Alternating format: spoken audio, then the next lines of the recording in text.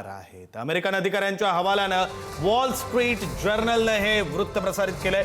तर युद्धाबाबत अमेरिकेकडून गेल्या काही दिवसांमध्ये मूल्यमापन करण्यात आलंय। हॉर्मुझची सामुद्रधुनी खुली करण्यास मोहीम राबवल्यास युद्ध 4 ते 6 आठवडे आणखी लांबू शकतं असं समोर आलंय। इराणची नौदल शक्ती कमी करणं आणि क्षेपणास्त्रांचा साठा नष्ट करणं हे अमेरिकेचं मुख्य उद्दिष्ट आहे। त्यानंतर इराणवर कूटनीतीद्वारे दबाव टाकून सामुद्रधुनी खुली करण्याचा प्रयत्न अमेरिका करेल असं बोललं जातं।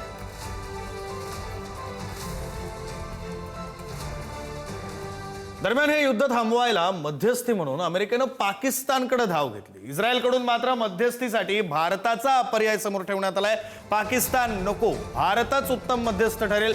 पश्चिम आशियातील संघर्षावर इस्रायलनं मोठं विधान केलं। दहशतवादानं पोखरलेला पाकिस्तान कामी येणार नाही, इस्रायलनं हे विधान केलंय।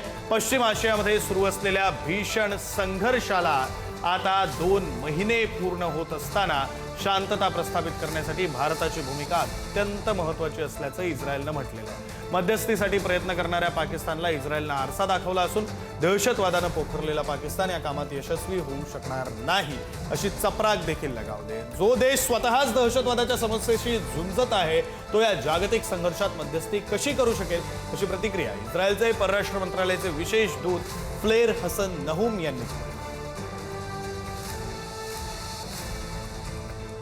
दरम्यान दुबईच्या समुद्रामध्ये इराणनं ड्रोन हल्ला केलाय। कुवेतच्या मोठ्या तेल टँकरला आग लावलेली आहे।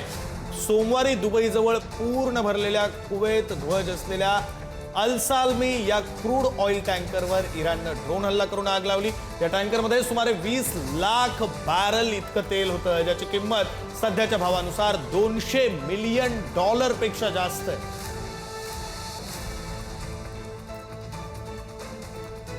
पश्चिम आशियातील वाढत्या तणावादरम्यान तुर्कीने इराण विरोधात मोठी लष्करी कारवाई केली आहे। इराणनं डागलेलं 4थं बॅलिस्टिक क्षेपणास्त्र तुर्कीच्या संरक्षण यंत्रणेनं यशस्वीरित्या हवेतच नष्ट केलंय। इराणकडून सलग क्षेपणास्त्र डागली जात होती आणि यापूर्वी डागलेली 3 क्षेपणास्त्र लक्ष्यापर्यंत पोहोचू शकली नव्हती। मात्र 4थं क्षेपणास्त्र थेट तुर्कीच्या दिशेने येत असल्याचं समजताच लष्करानं तत्परता दाखवत ते नष्ट केलेलं आहे।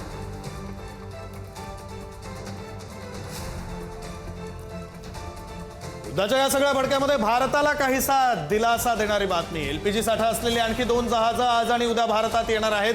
BW टियर आणि BW एल्म या दोन्ही जहाजांनी 28 मार्चला हॉर्मुझ सामुद्रधुनी पार केली।